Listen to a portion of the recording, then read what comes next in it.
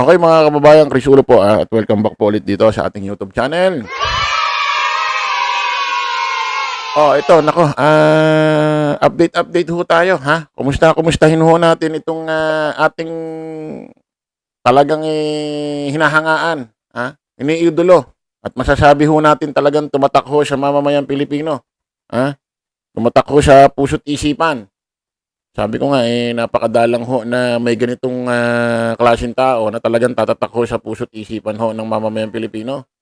Diyan ho sa Philippine National Police. Ha? Palakpakan natin mga kababayan.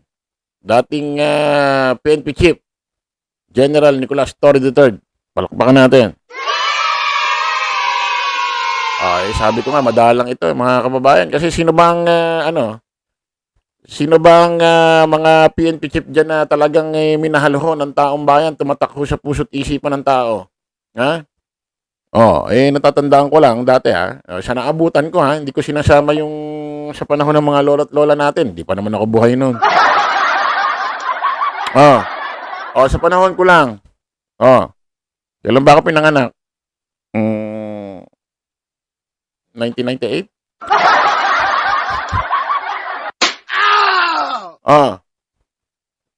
Nabutan ko lang mga kababayan, medyo bata-bata pa ako noon, sikat at maraming nagkagusto. Dito kay Senador ngayon, na chairman ho ng Blue Ribbon Committee. Walang iba kundi ho si Senador Pampilo Lacson. Palakpakan natin. Ito mata kasi mahigpit sa Philippine National Police. Natatandaan ko noon, siya yung nagpapa-exercise sa mga kapulisan natin. Gusto niya lumiit yung bewang. Tapos natatandaan ko nun gusto niya yung mga pulis pag ini-interview sa media, reporter, kinakailangan yung piercing cap mo, yung sombrero ng kapulisan, kailangan suot. Hindi pwedeng hindi.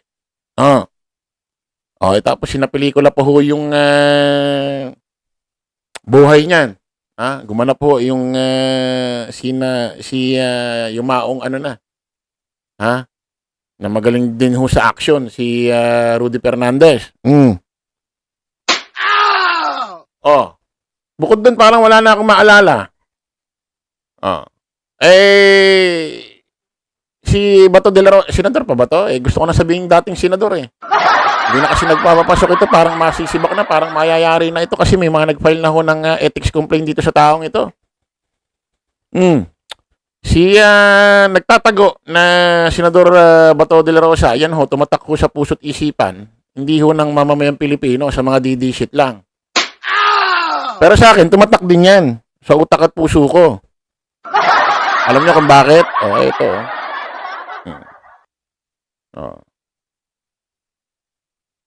Ito ho, tumatak ho sa puso't isipan ko kasi dahil dito sa bidyong ito. Kilalaman siguro ninyo kung sino mga drug lord dito. Gusto nyo patayin? Gusto nyo patayin? Patayin nyo. Pwede man kayo pumatay dahil wala man kayo man ang biktima. Puntahan ninyo. Buhusan nyo ng gasolina. Yung bahay, sindihan ninyo. Ayan. Yan, tumatak ho sa akin si Bato de la Rosa. Yan ho yung itinatak niya, hindi ho maganda. Nagtuturo ho sa taong bayan na pumatay at mansunog ng bahay. Take note, suot niya ho yung uniforme ng kapulisan niya. May 4-star pa sa balikat. Kilala niyo naman yung mga drug lord dito. Sige, patayin niyo. Pwede niyo naman patayin Paano malalaman ng taong bayan na yung tao drug lord? Wala naman sila sa mundo ng pag-iimbestiga. Di naman mga pulis yan. May mga record ba sila na ito drug lord to. Patayin ko na. Kaya lumobo yung patayan nung panahon nyo ni Digong dahil doon sa mga binibitawan yung salita diyan sa ibabaw ng entablado harap ng mikropono paano kung gamitin yon, Senador Bato? Meron silang patayin. Pag sinabi ba't niya pinatay, alam ko, drug lord yan yun ang alam ko Sabi ni Bato de la Rosa, kilala naman daw natin mga drug lord. Alam ko, drug lord yan, pinatay ko. Ha? Oh. Take note, sabi pa niya, kumuha kayo ng gasolina. Sunugin niyo yung bahay. Tuturo pa ng arson. Ha? Nasusunog pa ng bahay. Ano kanilaman ng bahay? Sa mga nangyayari, may buhay ba ang bahay? Gumagalaw ba ang bahay? Nakakagawa ba ng krimen ng bahay? Paano kung may mga kasambahay doon? Oh, mga katulong, mga hayop, aso, pusa. Hindi nadamay pa. Ha? Kasi may mga batas para dyan, kahit hayop yan eh. At, eto mga kababayan, PA Mayor to. Di ba? PA Mayor to eh. Yan ba natutunan mo sa PMA? Senador Bato de la Rosa? Ha? Saan mo natutunan na ang tao pwede pumatay? Sa mong libro nabasa yon, ha? Na pwedeng pumatay. Sa eskwelahan. Sa mo natutunan ng eskwelahan na pwedeng pumatay. O, yan. Tumatak yan. Tumatak sa atin yan. Eto, mga kababayan, itong si dating PNP Chief, General Nicolas Torre III, tumatak ho ito sa puso't isipan natin. Hindi ho katulad ng kay Senador Bato de la Rosa. Tumatak ho sa puso't isipan natin itong si dating PNP Chief, General Nicolas Torre III. Dahil sa pagiging maprinsipyo, magaling, matalino, matapang, malasakit, ha? At talagang, alam mo yon, talagang isusugal niya ang kanyang buhay. Ha? Kita nyo naman kung sino ho yung mga inaresto nito. Kung sa iba-iba lang, alam mo na, baka, ha? Baka maduwag. Ha?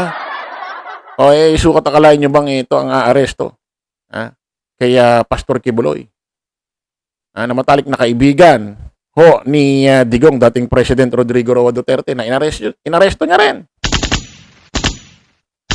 Ha? O, kita nyo naman. Kaya talagang tumatako sa puso't isipan ho yan ng taong bayan. Meron pa nga ginawa yung nag-viral, nag-trending, napadaan ho yan ng Guadalupe. O, hepe siya ng CIDG noon. Hepe Nasa loob siya ng sakyan, nagulat siya, ba't may nagtatatakbong babae? O, parang may komosyon. Ginawa niya, bumaba siya. Ganun niya yung babae, nablot na yung cellphone niya. Abay, kahit happy ho ng CIDG, talagang binigyan ho ng oras. Nakita niyo si General Torre, nagtatatakbo doon sa ibabaw ng tuloy ng Guadalupe. Nakabarong. Ay, tinawagan niya ho yung commander ho yata ng stasyon dyan sa Guadalupe. Ayun, nakakuha yung cellphone. Kung iba-iba yun, may tumatakbo, babae mo pa ba yan? Gabi? Pag-aksayang pa ba ng panahon yan? Di ba? Oh, palakpakan natin mga kababayan. Ha? At talagang alam natin to si dating PNP Chief General Nicolas Torre III. Talagang ano ito. May karisma eh. Ha? Talagang ano rin makabayan ang dating eh. Ha? Talagang bakas. Talagang hindi nang bobola ito. Hindi naman katulad kay Digong. Yung makabayan nito kunyari. Pero bola-bola lang. Bakit? Pero bang makabayan na hinayaan mo ang China magtayo na sa panahon mo? Ha? Sa economic zone sa West Philippine Sea? Ha? Hinayaan mo na magtayo ng struktura dyan 2016 hanggang 2022 sa kabuuan ng taon, termino mo? Makabayan ba yon? Maka-Pilipino ba yun hayaan mo sa termino mo na libo-libong may namatay? Ha? Wala na ba kayo naisip na ibang paraan dyan sa droga niya? Kailangan talaga puro patayan. Ha? Eto mga kababayan, update ho tayo. Dito kay General Nicolas Torre III. Ha? Ang talagang hinahangaan ho natin mga kababayan. Kumusta na ba ang buhay ni General Nicolas Torre III? Ito ho yung mga nakita natin. Ha? Na issue, alam niyo naman ito si General Nicolas Torre III ay ngayon ho ay General Manager ho ng MMDA. Na talagang mabigat din hong tungkulin yan. Inapoint ho yan ni Pangulong Bongbong Marcos. Ay napapabalita ho kasi itong si General Nicolas Torre III, itong si MMDA General Nicolas Torre III, ay papalitan daw itong si Itong Bucor ho. Ha? Itong director ng Bucor na si Katapang. Alam niyo naman ho, yung Bucor. Alam niyo naman ho yung Bucor, na bago umupo ho dyan si Katapang, ang dati hong Bucor chief, itong si General Bantag. Pero tinanggi ho yan ni General Torre. Ito sabi niya, napanako at tumawa lang si Metropolitan Manila Development Authority MMDA General Manager Nicolas Torre III tungkol sa fake news na papalitan niya si Bureau of Correction Director General Gregorio Katapang Jr.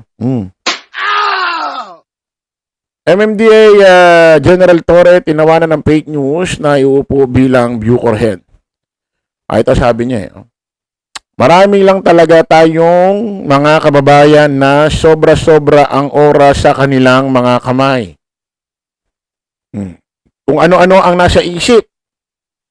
Kaya sana naman gamitin na lang nila yung oras na yon para sa kabutihan ng nakakarami. Hindi kasiraan sa pag-intriga ang kanilang mga pinaggagawa. Ayan ang sabi ni General Torre, fake news yan. Pero hindi nyo masabi. Ma-appoint siya dyan. Pero sa akin, okay na sa MMDA. Ako, baka ma-stress, maguluhan ka lang dyan, General Torre, sa loob ng Bucor.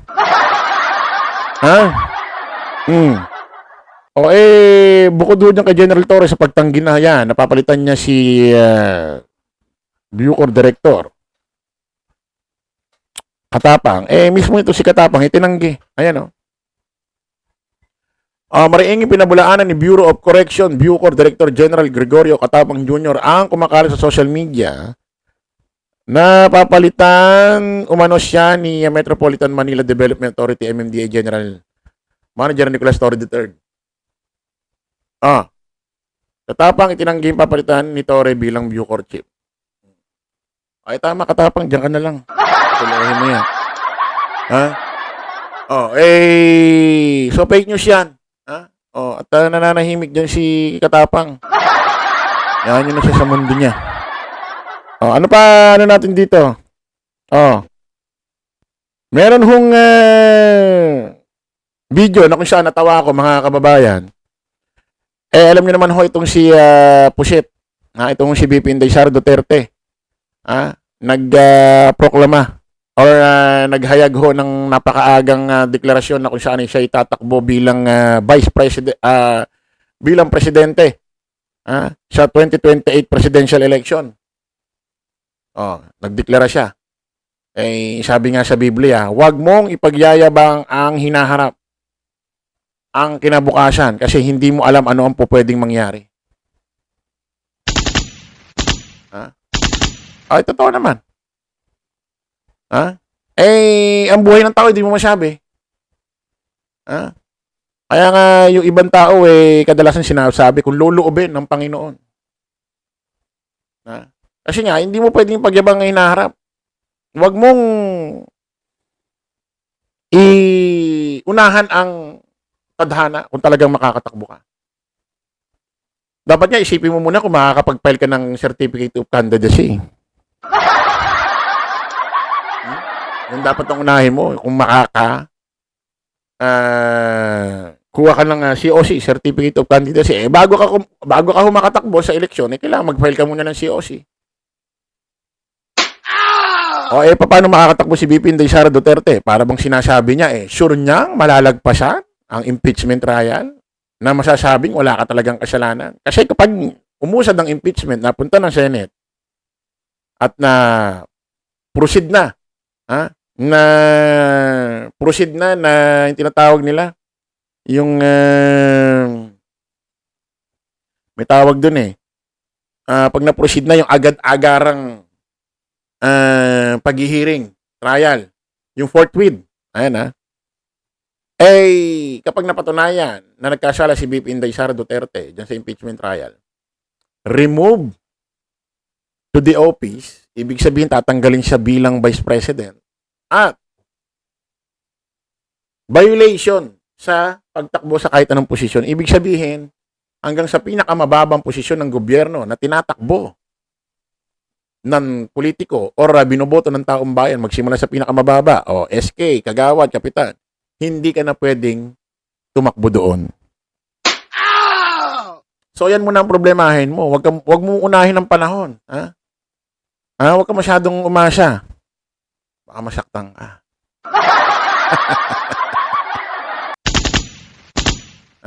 Baka ma-hurt ka lang, BP Inday Sara Duterte. Kung umasa, wag kang pakumpiyansa, girl. Ngayon, tinanong ho itong si... ito kasi mga reporter na ito alam nyo namang napunta na sa mundo ng MMDA. Tinatanong nyo pa, politika. Trip lang siguro ng reporter ng GMA7. Tinanong ho itong si dating PNP Chief General Nicolas Torre III kung ano masasabi niya sa ginawang pagdeklara ni BP Inday Sara Duterte bilang presidente para sa 2028 presidential election. Pakinggan natin at tignan ho natin ang facial reaction ni General Torre. Nung narinig ho yan na si BP Inday Sara Duterte tatakbong pagka-presidente sa 2028. Pakinggan natin. BP Sara, plano daw tumakbo sa pagka-presidente. Anong masasabi mo? No comment. Lito natin. Si VP Sara, plano daw tumakbo sa pagka-presidente. Anong masasabi mo? No comment. No comment. Talaga. Wala. We're not political here, ha? Saka na yan. Thank you, sir. Thank you, sir. Next question. Nagulat si General Torre, natawa at tsaka na yan. At hindi tayo politika dito. Trabaho muna, tsaka na yan. Pero yung tawa ni General Torre parang nakakaloko, no? Yung tawa ni General Torre para bang, what? Parang gano'n yung dating, tatakbo ito si BP Inday Sara Duterte? Na kung saan ay gagawa ng isang press con, 10 minuto nga lang yung press con niya, puro Tagalog pa nga yung talumpati niya, may kodigo pa.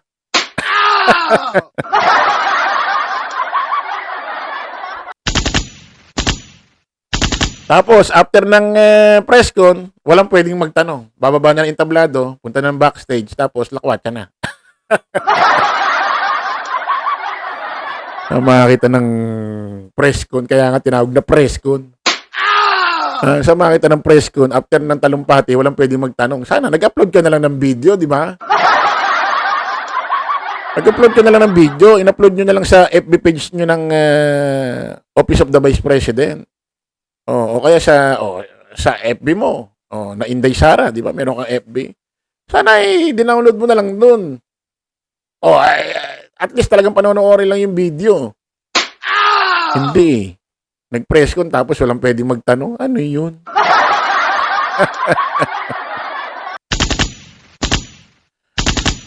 Ano pa update natin dito kay General Nicolas Torre III, mga kababayan? Meron ho siyang post nakaraan sa Politico. In-upload niya, ayan, Nicolas Torre III. Pwede niyo siya i-follow, ha? With Jimmy Bondoc and Jesus Palsis. Kilala niyo naman si Jesus Palsis. Kadalasan, kinakainisan ho ng mga didisit yan. Nag-selfie sila, mga kababayan. Basahin ho natin yung caption. Ayan ho si Attorney Jimmy Bondoc. Kilala niyo naman si Attorney Jimmy Bondoc. Miyembro ho ng PDP laban yan. Attorney ho yan. Yan ho yung kumanta ng ano ba kinanta nito ni Jimmy Bondoc? Panahon na naman ng pag-ibig. Panahon na naman. Hindi, River ma. Rico Blanco pala yun. Ano ba kinanta nito? Yan yun na. Ito, basahin natin caption. Nag-meeting kami para sa upcoming flight ni Attorney Jesus Palsis. At Attorney Jimmy Bondoc. Ako ang referee. Ako ang referee, isang maleta ang premyo. Ha. Sabi ni General Torre. Isang maleta daw. Pero sa kinaption dito Iniba yata. Iniba niya na yata yung caption. Meron siyang caption dito. Iniba niya yata na hindi niya raw maitag si Jimmy Bondok kasi hindi pa raw ina-accept ni Jimmy Bondok yung friend request niya. Ngayon nakita ko naka-tag na kay Jimmy Bondok. Ibig sabihin, inad na ni Jimmy Bondok yung friend request ni General Torre kaya naiba na yung caption.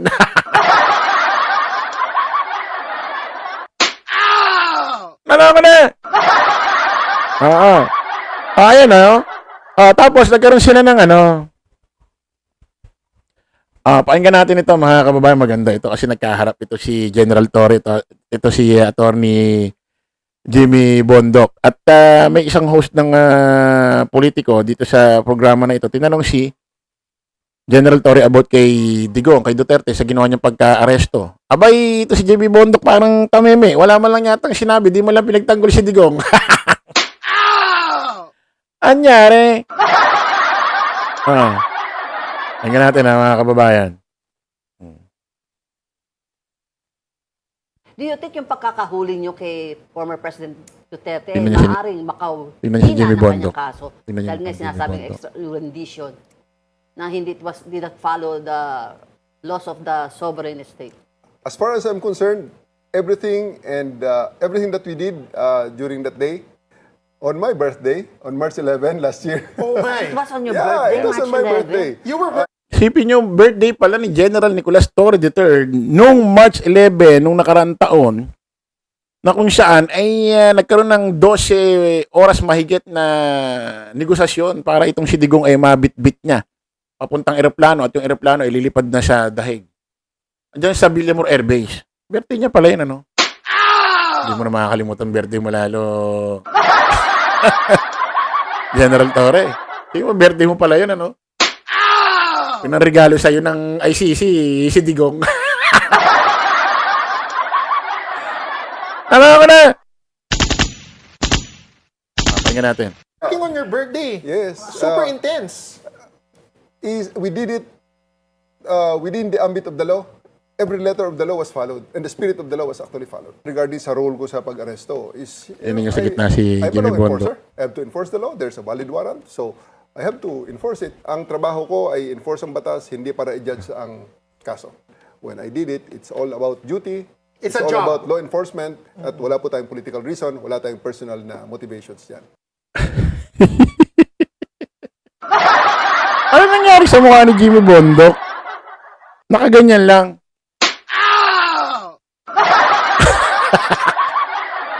Tama naman sinasabi ni General Torre, pulis siya. Inuutusan siya. Na nasa taas. May waran. Anong gagawin niya? Pulis siya. Patotoo lang kahit labag saka, alam niyo naman ng pulis, alam niyo naman ng sundalo. Labag man sa kalooban nila ang kanilang ginagawa, inuutos sa kanila, wag lang illegal, ay kailangan sundin. Masakit man sa kanila siyempre hindi naman pwede mangibabaw yung feelings nila dyan. Kailangan yung utos sa kanila. Di ba? Pulis siya, dapat nyo lang sundin. So, huwag nyo sisihin si General Torre. Masyado kasi kayong, yung maemosyon kayo sa ganito, sabi nga nila, facts first. Bago yung emosyon, bago yung inyong mga emosyon, kailangan ng mga ibabaw yung katotohanan. Hindi yung mga pusong mamunyo. Ando doon si Jimmy Bondok, tamimi lang, nakaganyan lang. Hindi man lang pinagtanggol si Digong, grabe ka. Attorney Jimmy Bondok. Kaso hindi, ewan ko lang ngayon, putol yung video. Hindi natin masabi kung pinagtanggol niya. Pero sa itsura ni Jimmy Bondok, parang grabe ka, Jimmy Bondok, inaccept mo yung inaccept mo yung tawag dito? Ad sa'yo ni General Torre. Grabe nga. baka bandang huli, mapamahal ka na kay General Torre, ha? Maging tropa, maging best friend mo na yan. Ay, ganyan lang talaga ang buhay. Okay mga kababayan, kita-kita ulit tayo sa panibagong vlog. Bye-bye po.